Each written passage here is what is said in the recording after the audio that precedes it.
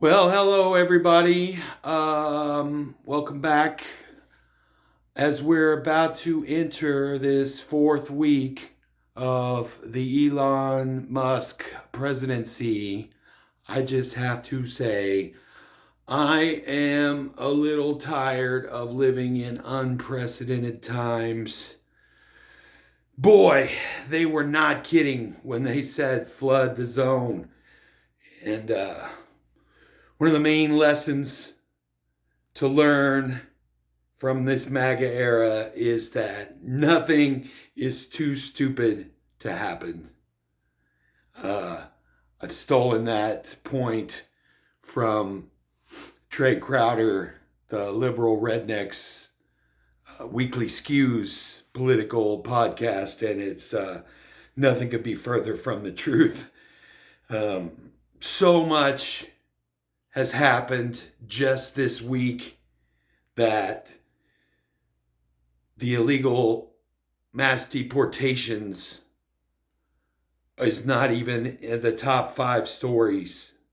We have planes falling out of the sky because they have no control over the FAA, even though they're going to blame, and they have blamed DEI, which is the current boogeyman for everything that's wrong with the world right now, even though the DEI program that the FAA is currently under was from 45's administration. All right, what else has been happening? The first cracks are beginning to show in the love affair between Leon Musk and the orange one. Leon got a little jealous because President Dum Dum's wandering eye was affixed on a new AI billionaire, and they were going to put $50 billion or $100 billion into this new AI program, and he got a little jealous of that, but he is a serial cheater. You have to know this. He's going to be tired of you eventually. And just as that soap opera was beginning to get good, China sweeps in and releases the DeepSeek AI, which they said they did for a fraction of the cost that we're dumping into AI, and just sent the tech Wall Street into chaos. Stocks plummeted, people lost millions of dollars, and we'll see where that ends up. But the biggest real life metaphor for what's all going on is the whitewashing of history, and the federal websites are all slowly going dark, including the one that contains the Constitution itself. Has a 404 error right now, and they're destroying documents related to the January 6 criminals that were pardoned, and all of this should be alarming, but they're not even getting warmed up yet. We met the new press secretary, Karoline Leavitt, and if she lasts more than a few months, she's going to end up with stress ulcers for sure. Her first press conference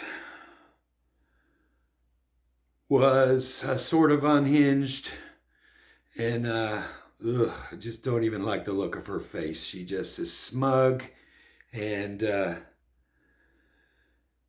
without editorializing too much. After the first couple of comments that she made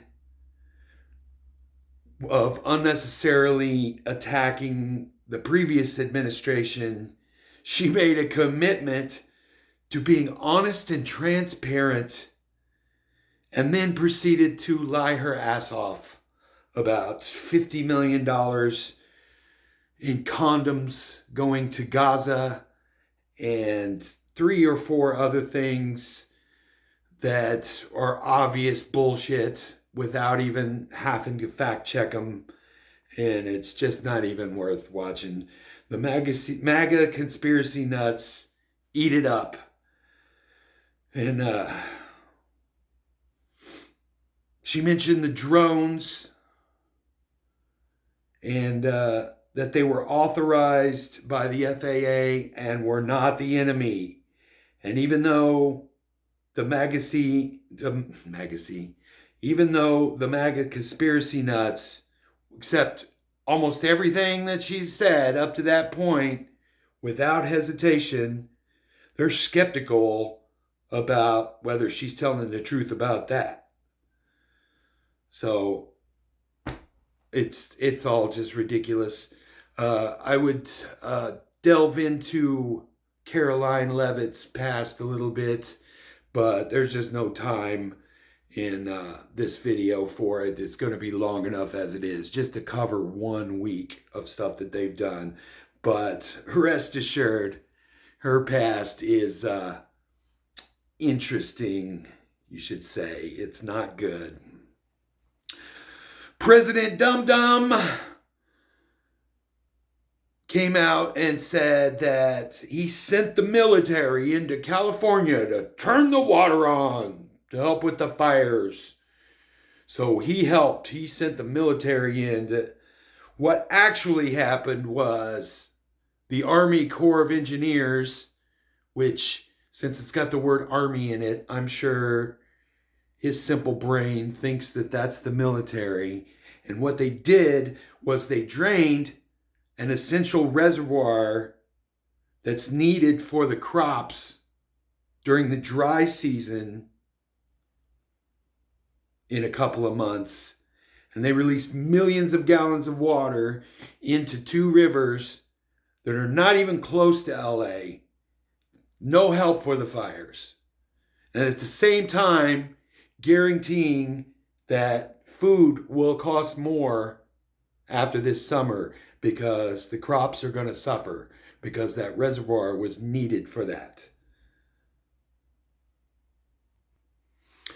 What else? He fired dozens of inspectors general, which is illegal. And we'll see what kind of damage comes from that before it ends up going before courts.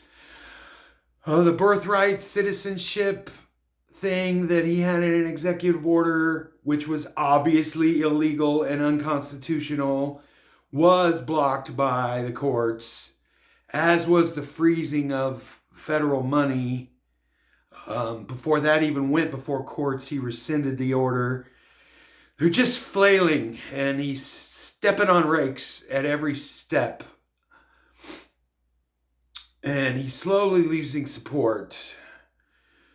And that's one reason why they doubled down on sending Leon into dozens of federal agencies, starting with the USAID and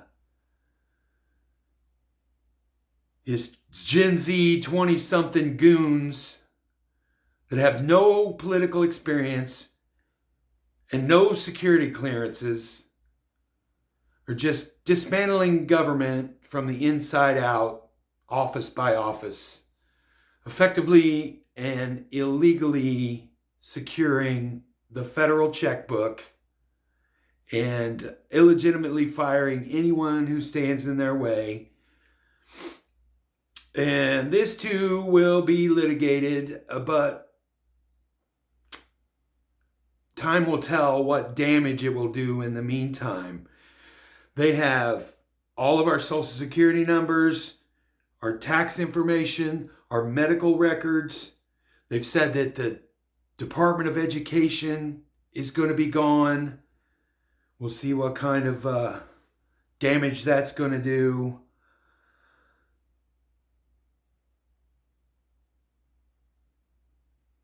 In the meantime, he has no right to do any of this stuff to our federal agencies. And it's a severe conflict of interest because he has many, many government contracts himself for SpaceX and billions of dollars worth of contracts for himself. You think any of those are going to be cut? I don't think so. I'm sure not. He has conflicts of interest because he has connections with China and Germany and South Africa and Iran and who knows what else. He's infiltrating himself into UK politics and German politics and siding with the far right and neo-Nazi parties. It's not good, man. It's not good. It's not good. But there's opposition. Congress is back in session, so they're trying to do what they can. There's protests that rose up in Washington, D.C., and they organized protests in every state capital. And it's just up in the air what's going to happen with all of this. They realized that this is unprecedentedly not supported by the people. So they did what they did. They did what they do. The flooding the zone. That's when President Dum Dum got his brilliant idea to take over Gaza and make it the Riviera of the Middle East and hijack the news cycle from talking about the aid and food and medicine being blocked from people around the world. Humanitarian programs that were voted on, passed, and codified in Congress.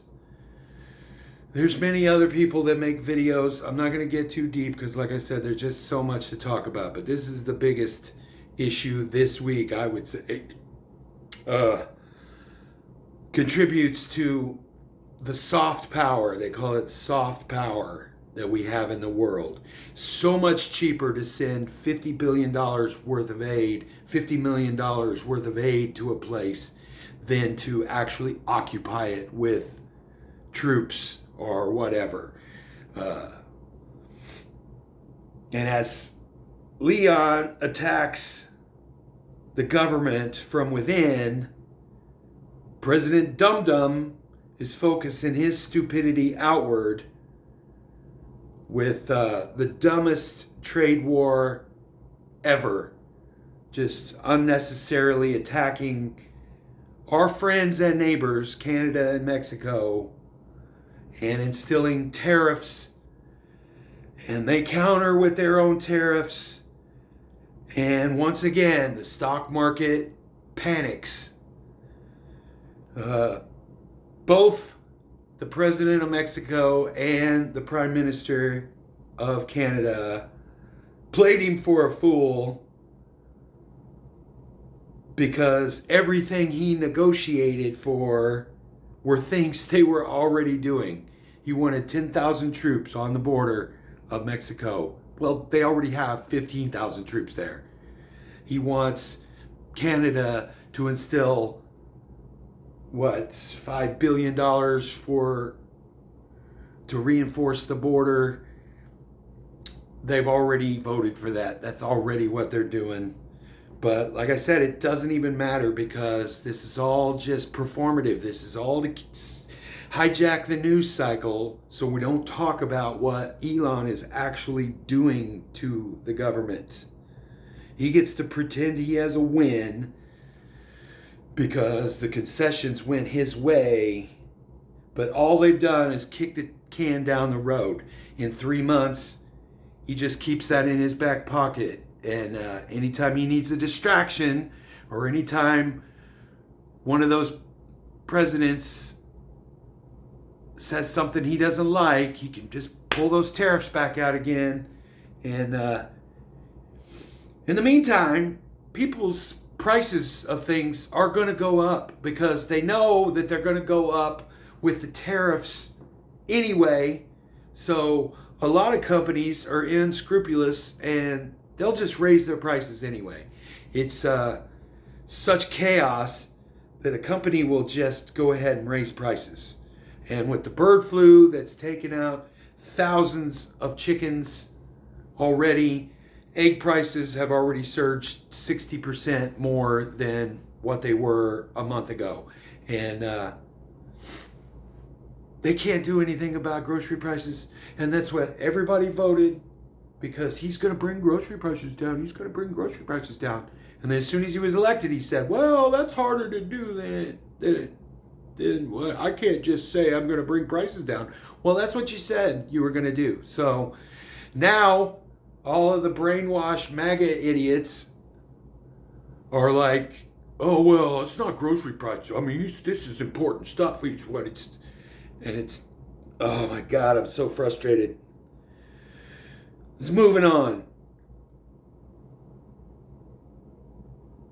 The confirmation hearings for cabinet members are still going on, and this week was Robert Kennedy, the roadkill eating anti-vaxxer with brain worms, is going to be in charge of our Health and Human Services. When you look at him in those hearings, he looks and sounds like he's going to die right there in the chair. He's overtanned. He's coughing and hacking. He's popping zins, or whatever you call them. And he's going to be in charge of our food regulations and our medicine and whatever else he wants to. Trump said he's just going to let him go wild as long as he stays away from the liquid gold. And the other one is almost just as scary. Kash Crazy Eyes Patel is going to be in charge of the FBI, and swore he didn't have an enemies list. And Pam Bondi swore in her hearing that there is no enemies list. And what does she do on her first day? Is released her enemies list. They're going to target the media. They're going to target all of the people that prosecuted January 6th.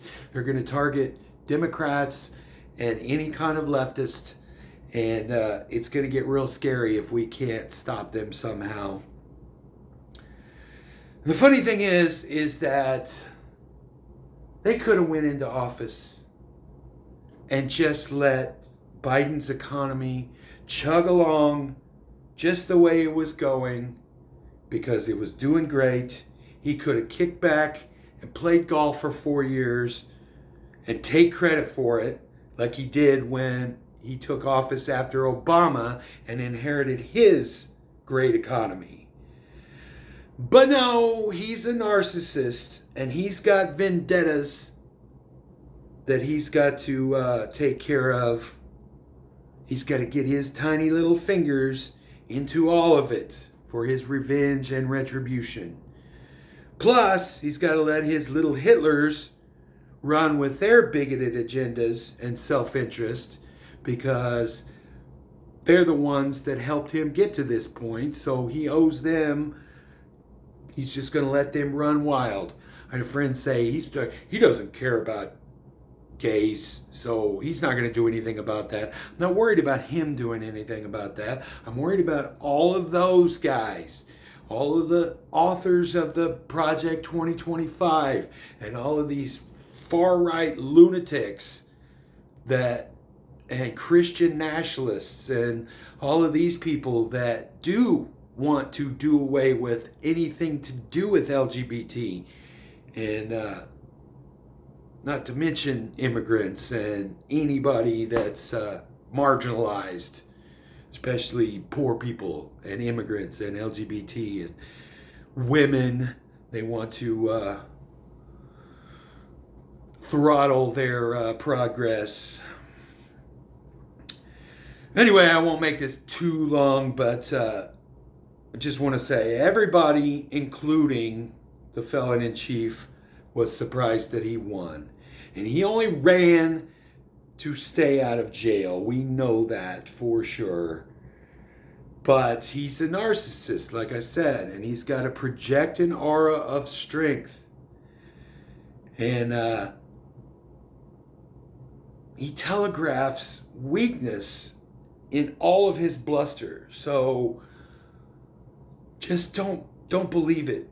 Don't get so hung up on all of the minutia, and fact check anything that sounds dubious and throw it back in people's face when they say something that sounds wrong.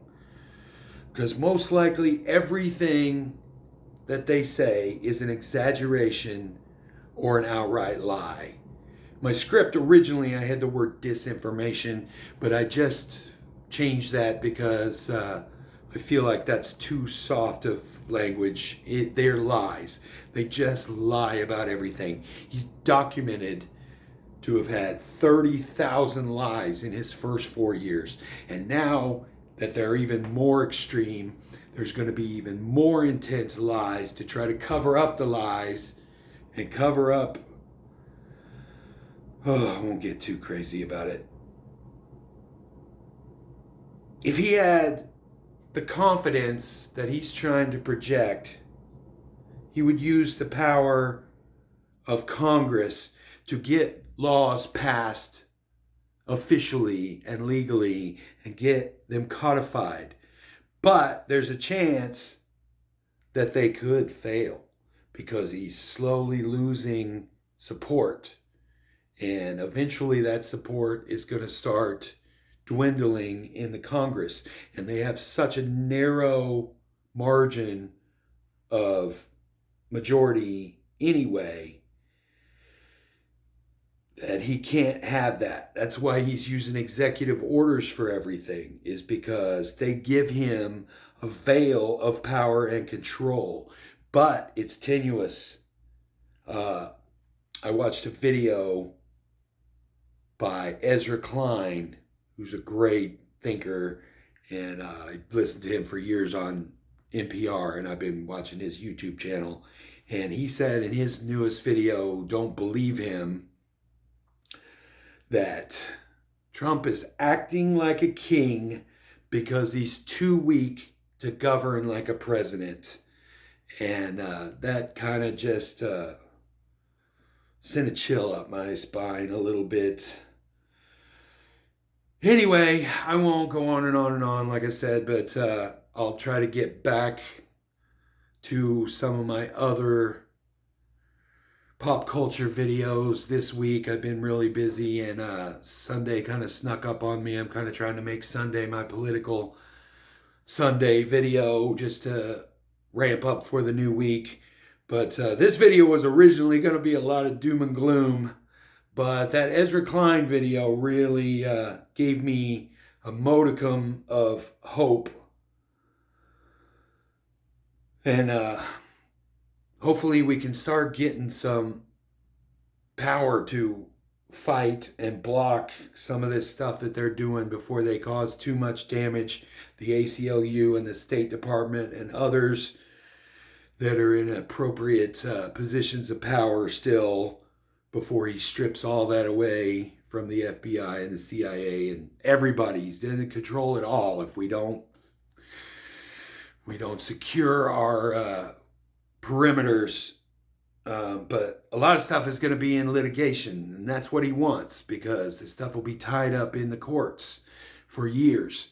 But at least we can do something to fight. We need to stay strong and keep fighting. Call your representatives and your senators and bug the shit out of them. Be a pain in their ass. Be the sand in the machine. They said that the calls to the congressional switchboard has went from 40 a day to over 1,600 a day. So we are doing what we're supposed to be doing, but we just got to keep at it and keep hammering them, and don't let them get away with any bullshit. And like I said, don't fall for the flooding the zone. Look for the core issues. When something outrageous happens, the media falls right for it. They fell for the Gaza thing right out of the gate. And because it made a good headline, the Riviera of the Middle East. But that's not what's going on. There's more going on. Let's dig deeper. Let's figure this out. Let's stop them. We got to fight. So I love you all, and I'll see you on the next one.